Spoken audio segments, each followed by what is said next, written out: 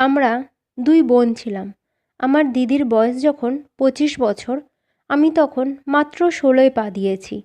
আমাদের মধ্যে বয়সের পার্থক্য ছিল অনেক, কিন্তু আমি দিদিকে খুব ভালোবাসতাম। বাবা মা যখন দিদির বিয়ে ঠিক করে, আমি তখনও খুব ছোট ছিলাম। তাই বিয়ের সময় দিদিকে চলে যেতে দেখে আমার মনে এক অদ্ভুত শূন্যতা তৈরি হচ্ছিল। বাড়ির সবাই খুব আনন্দ করছিল, কিন্তু আমি ঘরের এক কোণায় বসে দিদি চলে যাবে ভেবে কাঁদছিলাম। আমার জামাইবাবু তখন আমাকে শান্ত করার চেষ্টা করছিল। তিনি আমার হাত দুটো ধরে বলল, টিয়া, তুমি মন খারাপ করো না। শালি তো আধি ঘরবালি হয়। তোমার যখন ইচ্ছে করবে আমাদের বাড়ি তুমি চলে এসো। জামাইবাবুর কথা শুনে আমি কিছুটা শান্ত হলাম। দেখতে দেখতে দিদির বিয়ের 6 মাস কেটে গেল, কিন্তু আমার আর দিদি বাড়ি যাওয়া হয়ে ওঠেনি। একদিন হঠাৎ স্কুল থেকে এসে দেখি দিদি জামাইবাবু এসেছে। আমি তো খুবই খুশি হয়ে গিয়েছিলাম। জামাইবাবু যতদিন আমাদের বাড়ি ছিলেন সবার সাথে খুবই ভালো ব্যবহার করতেন, তাই সবাই তাকে খুব পছন্দও করতেন। যখনই জামাইবাবু বাইরে যেতেন, আমার জন্য নানা রকম চকলেট, আইসক্রিম নিয়ে আসতেন, আর আমিও খুব খুশি হয়ে যেতাম। যখন আমি বাড়ি থাকতাম, জামাইবাবু আমার পাশে পাশেই থাকতেন। 1 সপ্তাহ পর দিদি জামাইবাবু আবার নিজেদের বাড়ি চলে গেল, আর আমি মনে মনে ভাবতে লাগলাম কবে আমি দিদি শ্বশুর বাড়ি যাব। কারণ আমার নিজের কোনো দাদা বা ভাই ছিল না, তাই জামাইবাবুকে আমি দাদার চোখে দেখতে শুরু করেছিলাম। এভাবেই দিদির বিয়ের 1.5 বছর কেটে গেল। ইতিমধ্যেই আমি মাসিও হয়ে গেছি। দিদির ফুটফুটে একটা মেয়ে হয়েছে, কিন্তু জামাইবাবু এতে খুশি হননি, কারণ তিনি পুত্র সন্তান চেয়েছিলেন। কিন্তু কি আর করা যাবে, ভগবানের যা ইচ্ছা। 7-8 মাস যেতে না যেতেই জানতে পারি দিদি আবারও গর্ভবতী। খবরটা শুনে পুরো পরিবার খুব খুশি হয়ে যায়। সবাই আশা করেছিল এবার হয়তো দিদির ছেলে হবে, কিন্তু দিদি একদিন ফোন করে জানালো যে সে একেবারেই সুস্থ নয়। গর্ভবতী হওয়ার কারণে তার খুবই বমি হচ্ছে, আর নতুন শহরে তার একা একা থাকতেও ভালো লাগছে না। জামাইবাবু সারাদিন বাড়িতে থাকে না, তাকে একা একাই বাড়ির সব কাজ করতে হয়, আবার ছোট বাচ্চাটাকেও সামলাতে হয়। ডাক্তার তাকে আরাম করতে বলেছে। এই কথা শুনে আমার মাও খুব চিন্তা করতে শুরু করলো। মা দিদিকে আমাদের বাড়ি চলে আসতে বলল, কিন্তু দিদি বলল সে চলে আসলে জামাইবাবুর খাওয়া দাওয়ায় খুব অসুবিধা হবে, আর তাছাড়া এটা 1-2 মাসের তো কথা নয়, পুরো 9 মাস দিদি কিভাবে আমাদের বাড়ি থাকবে। সব শুনে মা দিদিকে বলল, ঠিক আছে, আমি তোর বোনকে তোর কাছে পাঠিয়ে দেব, তুই কোনো চিন্তা করিস না। ওর মাধ্যমিকের পরীক্ষা শেষ হয়ে গেছে, ওর তো এখন ছুটিই থাকবে। মার কথা শুনে দিদি তো খুবই খুশি হয়ে গেল। বলল, বোনকে একা একা পাঠিও না, আমি তোমাদের জামাইকে বলে দেব, ওই গিয়ে বোনকে নিয়ে আসবে। এই কথা শুনে আমিও খুব খুশি হয়ে গেলাম, কারণ আমি অনেক দিন ধরেই দিদির বাড়ি যেতে চাইছিলাম। জামাইবাবু বলেছিল আমাকে তাদের শহরটা ঘুরে দেখাবে। এবার সেই সুযোগটা আসতে চলেছে। আমিও তাড়াতাড়ি ব্যাগ গুছিয়ে নিলাম। পরের দিনই জামাইবাবু আমাকে নিতে আসলো। দিদির শ্বশুরবাড়িতে শুধু জামাইবাবু আর এক অবিবাহিত ভাসুর ছাড়া কেউই থাকতো না, তাই আমার ওখানে থাকতে কোনো অসুবিধা হওয়ার কথা ছিল না। আমি খুব খুশি হয়ে দিদির বাড়ি চলে গেলাম। দিদি আমাকে দেখেই জড়িয়ে ধরলো আর জানতে চাইলো আসতে কোনো অসুবিধা হয়েছে কিনা। আজ দিদি আমার পছন্দের রান্নাও করে রেখেছিল। আমি দিদির ভাসুরের ঘরে যখন দেখা করতে গেলাম, ওনার ব্যবহার আমার একটু অন্যরকম লাগছিল, কারণ আমি যখন তার সামনে যাই তিনি আমাকে এক অদ্ভুত দৃষ্টিতে দেখছিলেন। দিদি আমার হাত ধরে বাইরে নিয়ে এসে বলল, ওনার ভাসুর মানসিক ভারসাম্যহীন, তাই ওনার ব্যবহার একটু অন্যরকম। ওনার ঘরে যেন আমি আর না যাই। 1 সপ্তাহ হয়ে গেল আমি দিদির বাড়ি এসেছি। জামাইবাবু আমার খুব খেয়াল রাখতেন। দিদির শরীর খারাপ হওয়ার কারণে সে সবসময় বিছানায় শুয়ে থাকতো। বাড়ির সব কাজ আমিই করতাম, কিন্তু সেই রাতে এমন কিছু ঘটল যা আমি সারা জীবনেও ভুলব না। গরমের সময় ছিল। রাত্রের রান্না শেষ করে আমি ভাবলাম একটু স্নান করে নিই। খুব গরম লাগছিল আর আমিও একদম ঘেমে গেছিলাম। আমি স্নান করতে বাথরুমে গেলাম। কিছুক্ষণ পর মনে হলো কেউ আমার দিকে তাকিয়ে আছে। প্রথমে ভাবলাম হয়তো দিদি হবে, কিন্তু যখন আমার নজর আলোর দিকে গেল আমি তো ভয় পেয়ে গেলাম, কারণ সেখানে একটা ছায়া দেখা যাচ্ছিল। আমি বুঝলাম নিশ্চয়ই কেউ আমাকে লুকিয়ে লুকিয়ে দেখছিল। আমি তাড়াতাড়ি নাইট স্যুট পরে বাথরুম থেকে বেরিয়ে দিদির ঘরের দিকে গেলাম। সেখানে গিয়ে দেখলাম দিদি জামাইবাবু একসাথে বিছানায় শুয়ে আছে। আমি ঘর থেকে বেরোতেই যাব, জামাইবাবু আমায় দেখে বলল, চলে যাচ্ছ কেন, ভেতরে আসো। আমি বললাম, না জামাইবাবু, আমার খুব ঘুম পাচ্ছে। আমি তো দিদিকে জিজ্ঞাসা করতে এসেছিলাম যে ওর কিছু লাগবে কি না। আমি দিদিকে এটা বলতে পারলাম না যে আমাকে বাথরুমে কেউ লুকিয়ে লুকিয়ে দেখছিল। দিদি বলল, আমার কিছু লাগবে না বোন, তুই শুতে যা। আমিও ঘর থেকে বেরিয়ে নিজের ঘরের দিকে যাচ্ছিলাম। তখন আমার নজর দিদির ভাসুরের ঘরের দিকে পড়ল।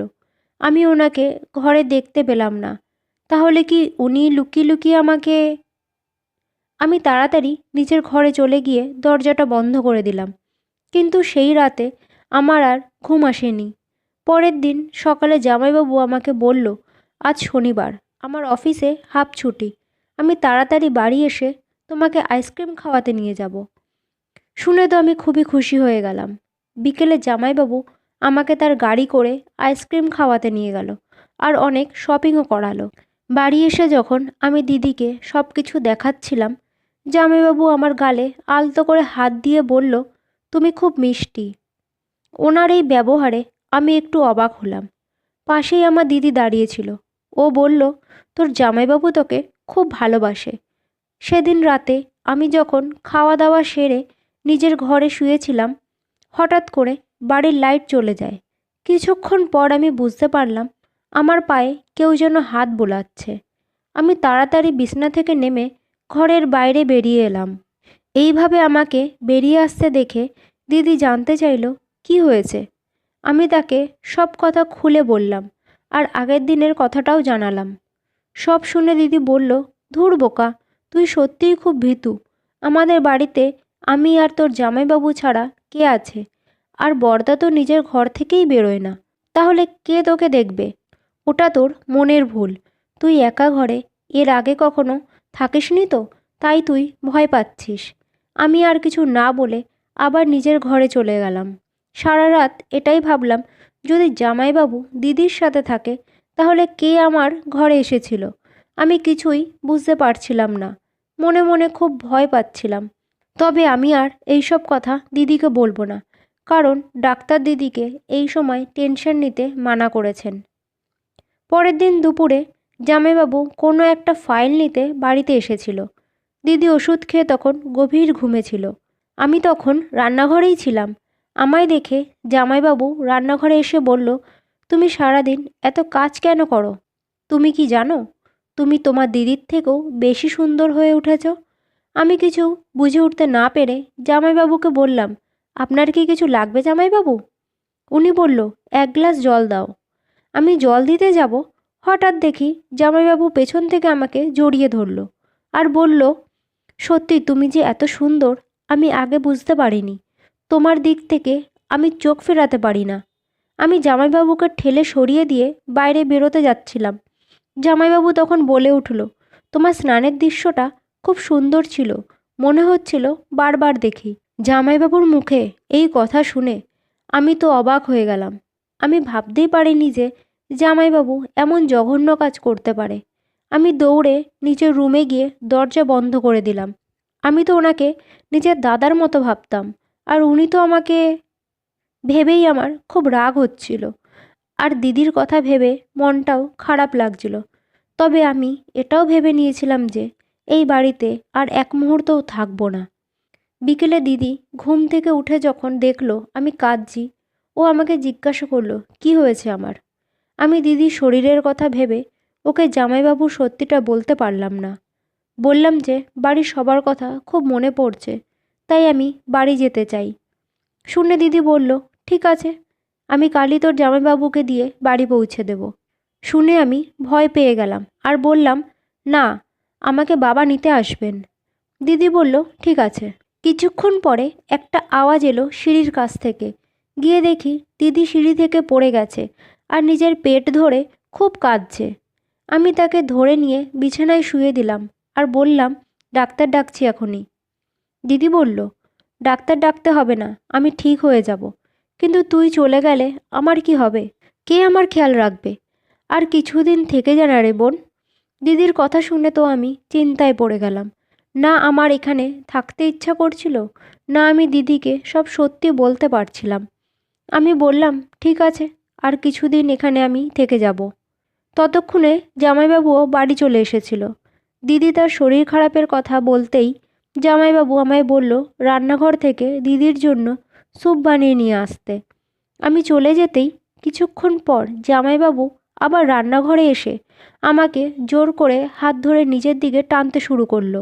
আমি জোরে ধাক্কা দিয়ে তাকে সরিয়ে দিলাম আর বললাম, আপনার লজ্জা করে না? দিদির এত শরীর খারাপ আর আপনি আমার সাথে? আমার আওয়াজ শুনে দিদিও চলে আসলো আর আমার পাশে দাঁড়িয়ে বলল, কি হচ্ছে এসব তোমাদের মধ্যে? আমি আর চুপ না থেকে দিদিকে সব সত্যিটা বলে দিলাম। দিদি প্রথমে চুপ করে রইল। কিছুক্ষণ পর জামাইবাবুকে বলল, এতদিন ধরে বোন আমাদের বাড়ি আছে, আর তুমি এতদিনেও ওর সাথে কিছু করতে পারলে না? আর কিছুদিন পর তো ও চলে যাবে। দিদির কথা শুনে আমার তো মাথা ঘুরে গেল। আমি দিদিকে বললাম, কি বলছিস এসব কথা? দিদি কোনো উত্তর না দিয়ে সোজা আমাকে নিজের ঘরে নিয়ে গেল। আমি তো অবাক হয়ে শুধু দিদিকে দেখছিলাম। আমাকে খাটে বসিয়ে দিদি বলল, দেখ, আমি তোর জামাইবাবুর সব সত্যিটা জানি, তবে তোর জামাইবাবু যা করতে চাইছে সেটা তুই মেনে নে। আমি রেগে গিয়ে বললাম, তোর কি মাথা খারাপ হয়ে গেছে? তুই মা হতে চলেছিস আর জামাইবাবু বাবা, আর তোরা আমাকে নিয়ে এইসব ভাবছিস? আমি ঘর থেকে বেরিয়ে যাওয়ার জন্য উঠে দাঁড়ালাম। ইতিমধ্যেই জামাইবাবু এসে উপস্থিত হলো। দিদি আমার হাতটা ধরে বলল, বোন, তুই আমার সংসারটা বাঁচাতে পারবি, না হলে তোর জামাইবাবু আমায় ডিভোর্স দেবে। আমি শুনে রেগে গিয়ে বললাম, ডিভোর্স দেবে বললেই হয়ে গেল? তুই এখন ওনার বাচ্চার মা হতে চলেছিস। তাছাড়া এমন নোংরা লোকের সাথে তোর না থাকাই ভালো। এই লোকটা তোকে আর তোর বাচ্চাদের সারা জীবন কিভাবে ভালো রাখবে? দিদি বলল, তোকে তোর জামাইবাবুর সাথে সব কিছু করতেই হবে যেটা ও করতে চাইছে, না হলে ও কোনোদিনও ছেলের বাবা হতে পারবে না। দিদির কথা শুনে আমি বললাম, তুই কি বলছিস? তুই তো গর্ভবতী, তাই জন্যই তো আমি এখানে এসেছি। ভগবান যদি চান এবার তোর ছেলে হবে। শুনে দিদি বলল, আমি গর্ভবতী না, আমি কোনোদিনও আর মা হতে পারবো না। তাই তোকে আমি আমাদের কাছে নিয়ে এসেছি, যাতে তুই আমাদের একটা বাচ্চা দিতে পারিস। আমি অন্য কোনো মেয়েকে ওর বাচ্চার মা হিসেবে দেখতে চাই না, তাই আমি তোকে এখানে নিয়ে এসেছি। আমাদের সাহায্য কর বোন। আমি তোর জামাইবাবুকে খুব ভালোবাসি, আমি ওকে ছাড়া থাকতে পারবো না। আমি তোর সামনে হাত জোড় করছি, তুই মেনে নে এই সম্পর্কটাকে। আমি তো এতক্ষণ শুধু জামাইবাবুকে খারাপ ভাবছিলাম, কিন্তু এই নোংরা খেলায় আমার দিদিও সমানভাবে দায়ী ছিল। নিজের সংসার বাঁচানোর জন্য আমার দিদি আমার ভবিষ্যৎ খারাপ করতে চাইছিল। আমি আর কিছু না বলে সকাল হওয়ার অপেক্ষা করছিলাম, যাতে আমি বাইরে বেরোতে পারি। কিন্তু সেদিন রাতেই দিদি জামাইবাবুকে আমার ঘরে ঢুকিয়ে দরজা বন্ধ করে দিল। অনেক বাধা দেওয়া সত্ত্বেও জামাইবাবু যখন আমার বারণ শুনল না, কোনো কিছু উপায় না দেখে আমি জোরে কাঁদতে শুরু করলাম। আমার কান্নার আওয়াজ শুনে দিদির ভাসুর এসে দরজাটা খুলে আমাকে জামাইবাবুর এই নোংরা খেলার হাত থেকে বাঁচালো। পরের দিন সকালে আমি বাবা মাকে ফোন করি আর তাদের সব কিছু জানাই। দুপুরেই বাবা আমাকে বাড়ি নিয়ে যাওয়ার জন্য চলে আসেন। যাওয়ার আগে দিদিকে বলে যান, আজ থেকে আমাদের সাথে তোর সব সম্পর্ক শেষ। তারপর বাড়ি গিয়ে আমাকে বলেন, তুমি যা করেছো ঠিক করেছো, তুমি নিজের সম্মানকে নষ্ট হতে দাওনি। এখন আমি বুঝতে পারি যে সবসময় আত্মসম্মান ও নিজের সীমা বজায় রাখা কতটা জরুরি। নমস্কার বন্ধুরা, যদি গল্পটা ভালো লেগে থাকে তাহলে চ্যানেলটাকে সাবস্ক্রাইব আর ভিডিওটাকে লাইক করার অনুরোধ রইল।